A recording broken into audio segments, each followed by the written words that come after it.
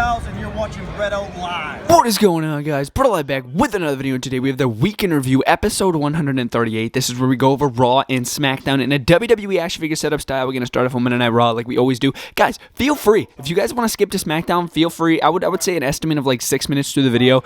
Skip to SmackDown if you want. If you guys don't want to hear about Monday Night Raw, skip to SmackDown. But without further ado, we're going to start with Monday Night Raw. So I'm going to tell you what happened, tell you what I thought about it. Let's do it. Starting over here, Bobby Lashley. No, he did not have a match. This was very odd in my opinion. Bobby Lashley got a hype video. He got a promo hype video for Monday Night Raw. I thought this was so odd. Normally they only do these for like returns or if somebody's debuting. But no, Bobby Lashley got a hype video. It was a pretty sick video, but it didn't really make any sense because he just competed last week on Monday Night Raw. It was like, what? Why are they doing this? Are they going to start fresh with Lashley maybe? No more Hurt Business or something? I don't know.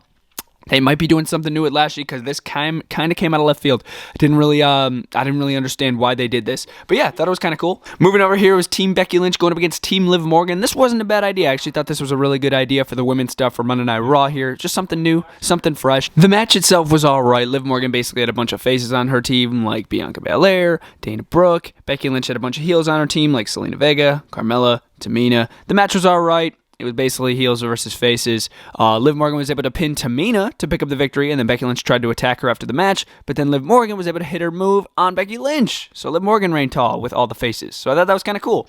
Basically confirming that she's not going to beat Becky Lynch for the Women's Championship next week, but hey, it's still going to be decent. Cool to see Liv Morgan have a championship match against Becky Lynch. Hopefully it leads to bigger and better things for her. Moving over here, it was the Mysterios going up against Cedric Alexander and Shelton Benjamin. And really quick, before I talk about the match, Cedric Alexander and Shelton Benjamin, are they even in the Hurt Business? It's still, like, I feel like they never are with Bobby Lashley and MVP. They are never with them. It's just like, what? I don't know. It's just, it doesn't feel right when they come out here without, like, MVP. It just doesn't feel right. It doesn't feel like they're in the Hurt Business. But anyways, Rey Mysterio and Dominic Mysterio able to pick up the victory. I was super surprised. Normally they lose literally every single week. So it's pretty cool to see Rey and Dominic pick up the victory. Not too bad. Moving over here, opening match of the night, I believe it was. Finn Balor going up against Seth Rollins one-on-one. Match was pretty awesome. I actually really enjoyed the match. Up until the ending. Seth Rollins curb stomped Finn Balor. I'm like, no, come on. So Finn Balor loses again. I swear, this man never wins anything. Literally, Finn Balor's got to like step up his game. Obviously, it's on the writing. So, guys, book Finn Balor to freaking win.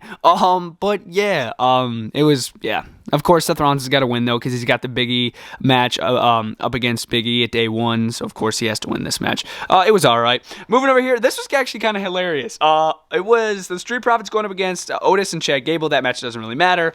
But what does matter, AJ Styles is blind. He came to the ring in sunglasses, and he was blind. Almost was guiding him to the ring. I couldn't believe it. And then, nearing the end of the match, AJ Styles somehow gained his vision back. Because if you guys remember last week, they used the fire extinguisher on his face. AJ Styles gained his vision back, tried jumping the apron, distracting the Street Profits, but it did not work out at all. AJ Styles was pushed off the apron by one of the Street Profits, and then the Street Profits were able to pick up the victory. Who cares? They're boring in my opinion. But then AJ Styles just sat on the ground by Omos, literally for like a good minute. He was sitting on the ground looking up at Omos. I'm like, what are they gonna do? Why is the camera still rolling? But yeah, I thought it was kind of funny. But yeah, AJ Styles was blind, and then he was no longer blind. Like 10 minutes later. Not bad. Oh, favorite part about the show right here. Edge makes his return. I'm like, oh, here we go. Who is he going to be feuding with next? Right when he popped out, that's what I was thinking about. I'm like, okay, somebody's going to interrupt him. Who's it going to be? It is The Miz. Finally, the freaking Miz is done with that Dancing with the Stars crap, and he's back on Monday Night Raw. Unfortunately, without John Morrison, which is a little weird, but yeah, he didn't really even mention him. But Edge did. He's like, yeah, you leave your friends here to get fired. Even though they weren't friends when Miz left. But, hey, and then Edge also mentioned the MJF and CM Punk promo from AEW. I thought that was sick. This promo was just amazing. They were firing back and forth at each other, and then it almost ended in an all-out brawl, but you guys know The Miz. He's a coward. He waits until the match. He waits until the spotlight, the match, and Miz left the ring. So it's going to be Edge versus The Miz, more than likely at WWE Day 1, if they're going to drag that for a while. But if not, I would assume on an episode of Monday Night Raw maybe. But yeah, because WWE Day 1's pretty far away. That's like January 1st, so we got a while for that. Moving over here, it was Damian Priest going up against Apollo Crews for the United States Championship. This match was alright. Damian Priest in the end was able to hit the lights and then take out Apollo Crews. I thought it was kind of interesting seeing Apollo Crews get pinned, because He's been on a hot streak lately on SmackDown. So coming over here to Monday Night Raw, it's pretty weird seeing him get pinned, honestly. Moving over here, it was RK Bro going up against the Dirty Dogs again. And please, WWE, make this the last time. Please. This is getting old, honestly. Like, I feel like Randy Orton and Matt Riddle have faced the Dirty Dogs literally like 15 times. So cut it out here. It's over. We know who's going to win every time now, RK Bro, because they were able to pick up the victory again. Randy Orton was able to hit our RKO on Dolph Ziggler. Well, Riddle held back Robert Roode. And yeah, they retained their Raw Tag Team Championships. I really thought it was another opportunity for Roode to turn on Ziggler, because he wasn't even the one that got pinned. He was on the outside, and they showed the camera on Roode once. And I'm like, oh my God, is he about to turn on Ziggler? This was the opportunity, and they squandered it. They failed. This was literally prime opportunity, because they faced for the Raw Tag Team titles, and that's the ultimate goal, is to be champion, and you guys are a tag team, and you failed. So that was literally the perfect timing to split up the Dirty Dogs, and they didn't do it. So disgusting. Moving over here, it was a match it was Kevin Owens versus Big E. If Kevin Owens wins, he is added to the triple threat match at WWE Day 1. Seth Rollins didn't believe him the entire night, but when the match came, it was made official by the stupid WWE officials, Sonya Deville and Adam Pearce, or GMs. I'm just calling them GMs now. From now on, the general managers, Adam Pearce and Sonya Deville. It's freaking WWE officials. Shut up. So Seth Rollins was on commentary, and basically, if Kevin Owens wins, he's added to the match. So Kevin Owens teased Seth Rollins a little bit, trying to get Seth Rollins to jump and attack him, so then he wins. And he was successful. Kevin Owens taunted Seth Rollins. Seth Rollins jumped into the ring, beat up Kevin Owens, making Kevin Owens the winner. Big E was a little mad, but he also got taken out. So yeah, now it's a triple threat match at WWE Day 1, and I'm looking forward to the build-up for this and the match itself. Kevin Owens, Seth Rollins, and Big E, that's going to be really good. I'm really looking forward to it. Not a bad way to end the show, in my opinion. But yeah, guys, that was Monday Night Raw. The show wasn't too bad, honestly. There was some decent action, some decent storytelling. I'm interested to see what the promo video was about. It might be nothing. But yeah, I'm interested to see that. Miz and Edge, interested to see where that's going to go. But yeah, guys, that was Monday Night Raw. I'm going to give it a 3 out of 5 in the end. That was decent. Some stuff, obviously, I would critique. But yeah, that was Monday Night Raw. 3 out of 5. I'm going to jump into SmackDown. Jumping into SmackDown here, guys. SmackDown wasn't a bad show. It kept me entertained most of the time. We were going to talk about it. Same thing we just did with Monday Night Raw. So let's do it. Starting over here, we opened up the show with the return of the Beast Incarnate, Brock Lesnar. Brock Lesnar is back. Got interrupted by Sami Zayn, at the time the current number one contender for Roman Reigns' Universal Championship. He was supposed to have a match against Roman Reigns at WWE Day 1. I'm like, what? They're really going to drag that a whole month with Sami Zayn and Roman Reigns? I'm like, no way.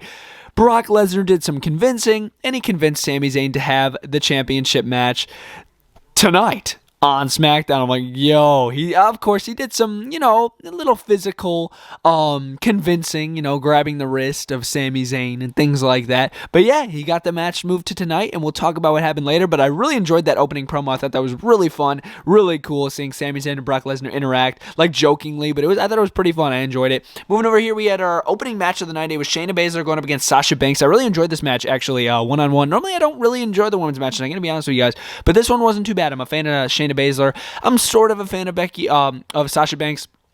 But yeah, the match was alright. I really enjoyed it.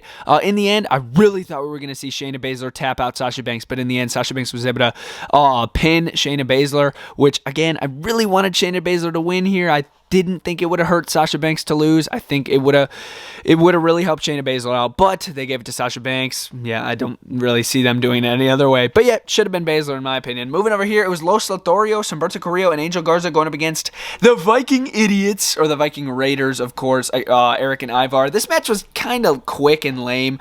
Los Lotharios were able to win because Rick Boogs and Shinsuke Nakamura were trying to distract Los Lotharios, Angel Garza and Humberto Carrillo, but it didn't really work out. They kind of distracted the Viking Idiots more than Los Lotharios. So Los Lotharios were able to pick up the victory, and then the Viking Idiots, they freaking celebrated with Shinsuke and Rick Boogs after they made them lose. I'm like, this doesn't make any sense. So I thought that was all just super jumbled and weird. But I am in Los Lotharios. I think that tag team's not too bad. It's something new. It's something fresh. So I guess I'm kind of into it. Moving over here, it was an episode of Happy Talk with Happy Corbin. Special guest, nobody. Madcap Moss again, I guess. It was all right. And then, of course, they mentioned Drew McIntyre's name because, of course, Drew wasn't announced for the Battle Royal this past Friday on SmackDown. So Corbin was kind of rubbing that in, and you don't mention Drew McIntyre's name unless you want him out in the ring with you, because, of course, Drew McIntyre's music hits, comes down to the ring, but before he does that, Jeff Hardy attacks Corbin from behind, and then it's just a beatdown on Madcap Moss and Baron Corbin, and then they basically take him out, and then they throw on fedoras just like this. Thought it wasn't too bad, but yeah, it was alright. Not my favorite thing on the show. Moving over here, it was the New Day not the New Day, no, it was Xavier Woods going up against Jey Uso, one-on-one action, not a bad match.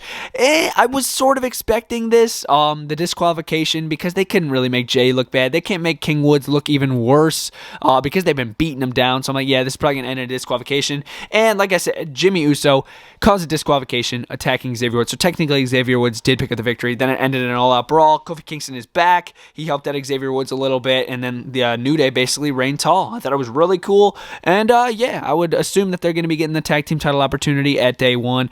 So I guess it's not going to be too bad. Usos and New Day, I can never get enough of that. Moving over here, it was Charlotte coming out doing her regular same old promo. I'm the best. I'm this. I'm that. I'm denying Toni Storm's challenge, which I thought was odd. And then as she's walking up the ramp, Toni Storm right behind her with a pie in hand, pies Charlotte right in the face. I'm like, oh my gosh. So she got Charlotte back pretty good right there, I guess. I would have preferred a beatdown just to show a little more aggression, but like I said, pied her in the face. Thought it wasn't too bad, and I would assume they're going to be having a match at WWE Day 1 for the SmackDown Women's Championship.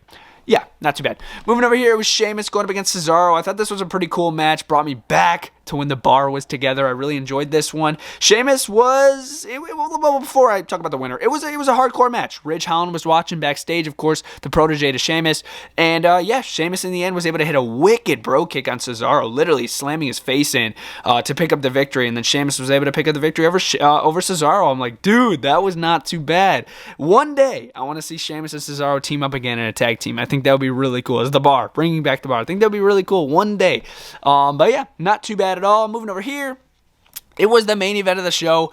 Sami Zayn comes out getting ready to face Roman Reigns. Brock Lesnar said earlier that he was going to be in the corner of Sami Zayn. But then Sami Zayn got to talking, and then it didn't really end up too well for him because Brock Lesnar did multiple suplexes to him and double F5'd him. And then Sami Zayn had to still fight Roman Reigns. So that was pretty pathetic. There's definitely a conspiracy against him after tonight's SmackDown. For sure, there's a conspiracy against Sami Zayn. I agree with him now.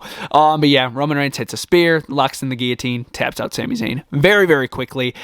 And he picks up the victory, retains the Universal Championship. I thought it wasn't too bad. But yeah, basically Reigns just dominated after Lesnar destroyed Sami Zayn. So basically saying that Lesnar wants to face Roman and not Sami at day one. He didn't want to take the chance of Sami Zayn somehow beating the Tribal Chief, Roman Reigns. So he destroyed Sami before the match. Roman, he bit at the carcass, basically, of Sami Zayn to pick up the victory. But yeah, and then Reigns supreme at the end. Brock didn't come back. I was kind of expecting Brock to come back to the ring, maybe fight Roman a little bit, but I'm glad they didn't do that. Save that, because we got 3 weeks of build-up that they're going to have to do, because January 1st is day one, and we got like 3 weeks. So, yeah, definitely glad that they didn't do that. But yeah, guys, that was SmackDown setup style. In the end, I'm probably going to give it a 3 out of 5. I really enjoyed this show. Kept me entertained most of the time, especially with Lesnar's promo with Sami. There was some decent action in this one. I really enjoyed it. 3 out of 5 for SmackDown here. Really, you guys enjoyed. Let me know your ratings of the shows down in the comments down below, and I'll see you guys next time. BrettO Live out.